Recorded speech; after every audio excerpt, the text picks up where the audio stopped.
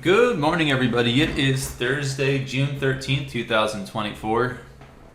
We had our news pre-market, didn't really seem to lead to anything here. You could see there was a little spike right when they dropped the jobless claims, and then that was it. So not much with news this morning. Let's go ahead and jump back to yesterday and take a look at what happened here. So, the most unbelievable thing to me was that in the pre-market here, and I should probably mark the open at 8:30 Central Time.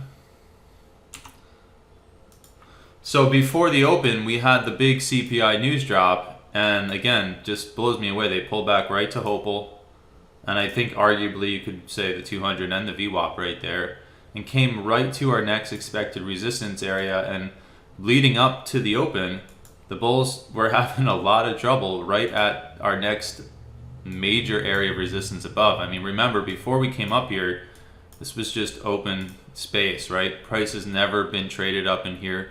We don't have any structure, but we do have ways to forecast resistance above us. And sure enough, that was exactly where we found our resistance. And if we go back day after day, it seems like almost every one of our expected resistance areas above have been respected, right? So let's go ahead and see what happened after the market opened, after that big spike, after the CPI news. Coming into, remember, yesterday was the FOMC press conference in the afternoon. They made the announcement. Let's go ahead and see what happened. So they was just aggressively pushed the market higher. We didn't even get a pullback to the 200 until about an hour after the open there. I'll zoom this out a little bit. And it was a bit of a choppy, messy market, right? So if you didn't get in long as we were breaking through the major resistance area and the high of the overnight session there was really nothing super sexy going on for the rest of the day. It was just kind of a mess. They just played right around this major resistance area that we've been watching for a while. And so that's basically it for the review. Just nothing super sexy ended up happening here. They did pull back right to the lows, and by the way, guys, we did throw this up on when we were doing our broadcast a day or two ago. Let's bring this out. I think that should be far enough. They came right back to that same pocket that I warned you guys could be resistance once we broke out through that 85 area, right? And they did just cut through it, but that's because CPI news came in. And right at the news release, they went right through 5,400 and then right through this little 2-point pocket we were watching.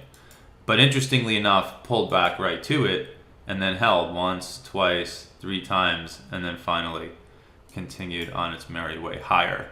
So they did come right back to that area and then just chop around some more. So there was really, in my opinion, it was a kind of a tricky market to trade, because it kept kind of looking like it was going to break out, but then came back and then came back up, and it just kind of basically danced around that major 54.3175 level we had, or 54.32 level, right? So held it in the pre-market, got above it.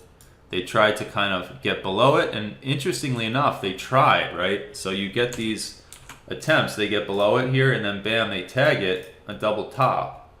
But then they get back above, and then it holds and it holds and it holds, right? And just never can appreciably get below. It tries to hold it there, comes back up again, and that was just kind of like all day. And so the main kind of gravitational point, if you will, yesterday was that 54.32 area we were watching, right? It fell.